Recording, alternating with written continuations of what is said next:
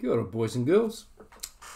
Today it's getting closer to Christmas, 8 days to go. And I want to read you the story of the laughing gecko. It comes from Hawaii. It's written by Bruce Hale.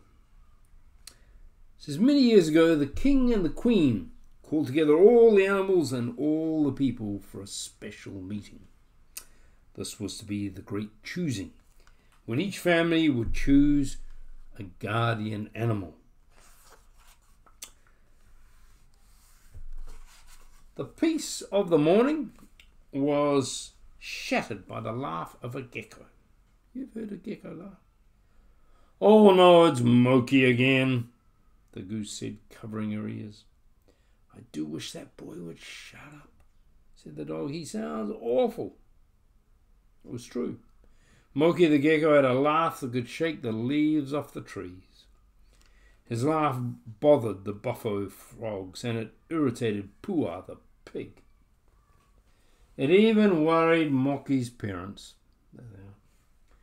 Son, tonight is the night of the great choosing, said his mother. It's an important night. You're not going to embarrass us, are you?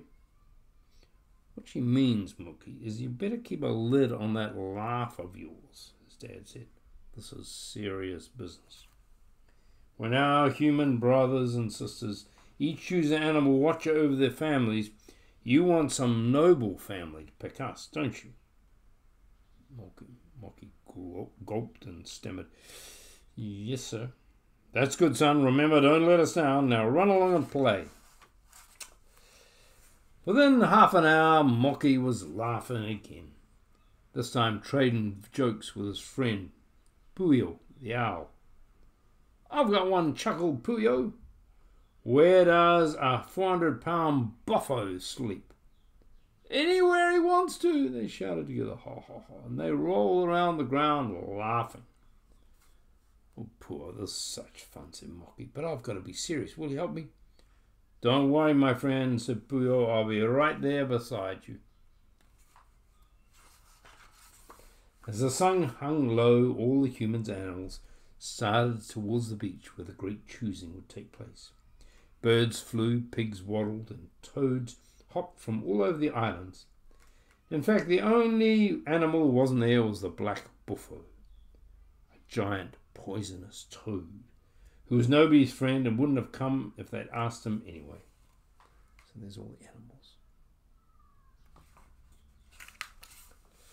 When all the animals and humans arrived, the old wise man stepped from the circle and raised his hands.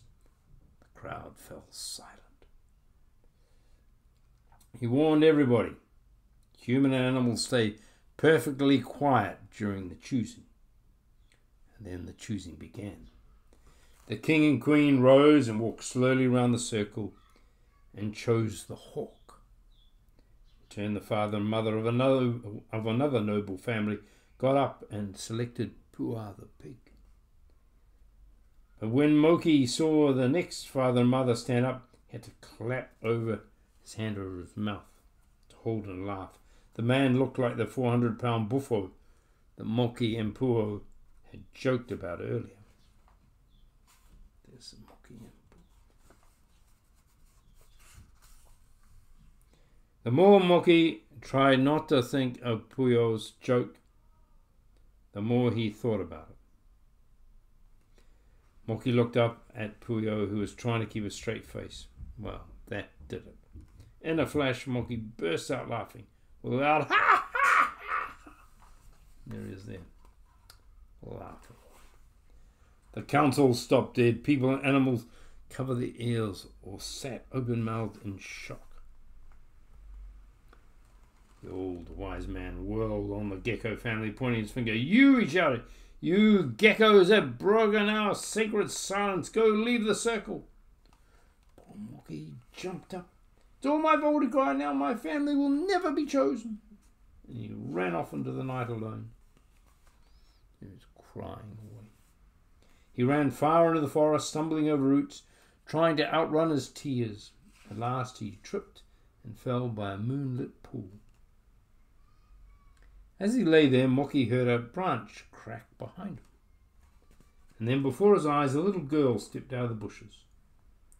Who are you? Asked Moki.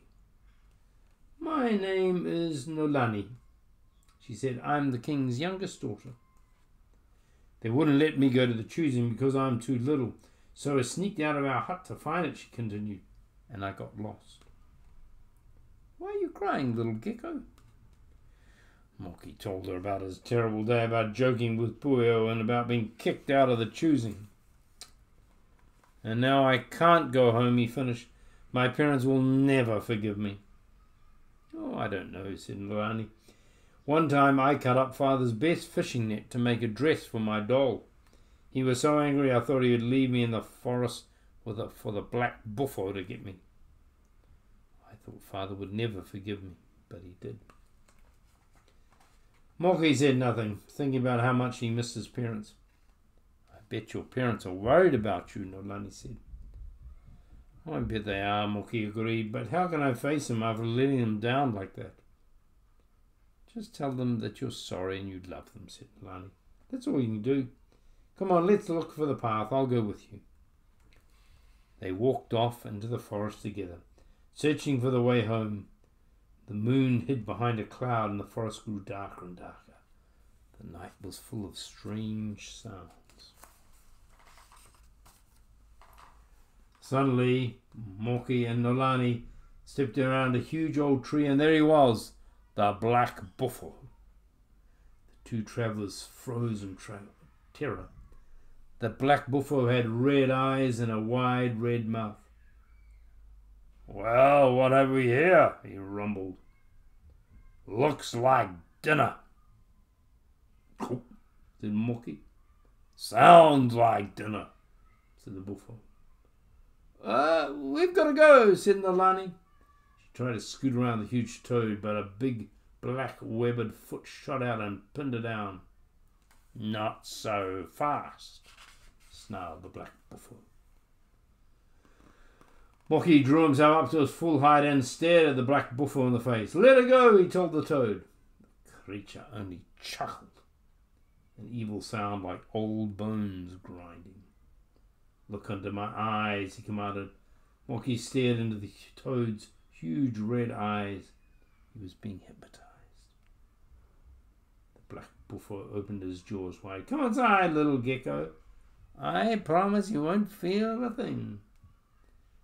Moki took one step towards the giant creature's open mouth, and Nolani frantically tried to think how to save them both. But all she could think of was the silly joke that Puo the owl had told Moki. In desperation, she shouted out, Where does a 400-pound buffalo sleep? Anywhere he wants to. For an instant, nothing happened.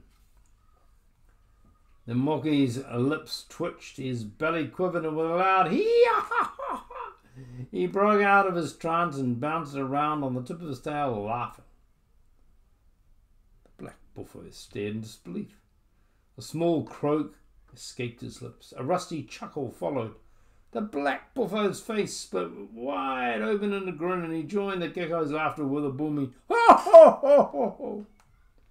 Soon he and Moki were rolling around on the ground together, laughing like fools. Nolani leaned against a tree and giggled. When he could talk again without laughing, the black buffalo told Moki and Nolani his story.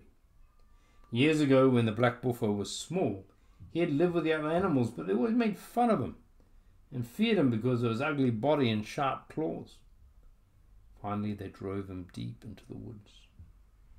Really, I'm not a bad guy, the toad said, but nobody even gave me a chance to show it. After a while, when everybody treats you like you're mean and evil, you start to believe it too.